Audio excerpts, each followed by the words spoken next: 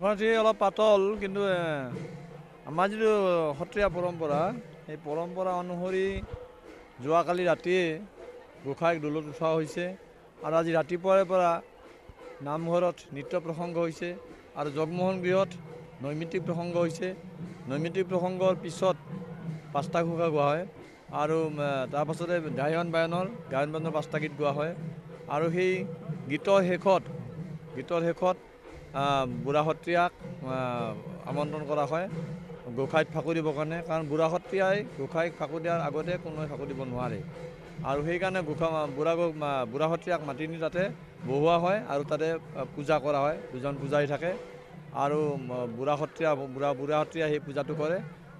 পূজাটোৰ অন্তত প্ৰায় 45 মিনিটমান সময় ধৰি পূজা কৰা হয় আৰু সেই পূজাৰ অন্তত মানে গোঁসাইক নিয়ম অনুসাৰে ফাকু দিব লাগে আৰু বুঢ়া সত্ৰীয়াই ফাকু দিয়াৰ পাছতে বাকী সকলোৰে কাৰণে ফাকু দিয়াৰ কাৰণে মুকলি হয় আৰু বুঢ়া সত্ৰীয়াই আজ্ঞা দিব লাগে যে ফাকু দিব পৰা হৈছে আৰু গতিকে বুঢ়া সত্ৰীয়াই যিটো ৰীতি সেই ৰীতি অনুসৰি বুঢ়া সত্ৰীয়াই এতিয়া সকলোৱে ফাকু দিব পৰা হৈছে।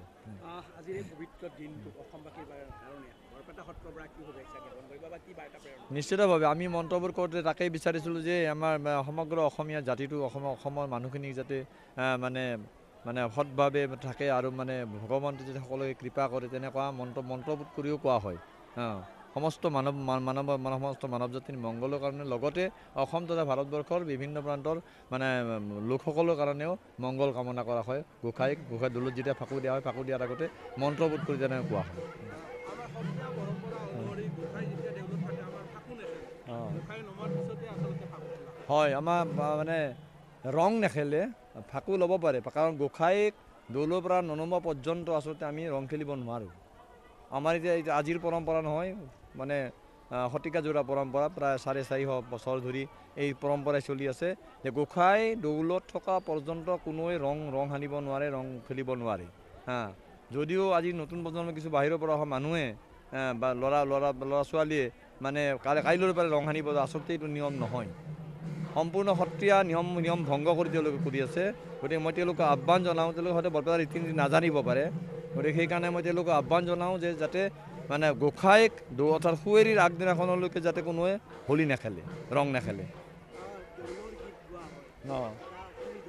হয়। যেতিয়া আমাৰ মানে হেৰি উঠে, যেতিয়া দৌলত উঠে, যেতিয়া ফাকু দিয়া হয়, ৰংগে ফাগু খেলে চৈতন্য বনমালী হে, ৰংগে ফাগু খেলে দুহাতে ফাল গুৰ গুণ্ডা হিমচন তমুৰাৰী, ৰংগে ফাগু খেলে।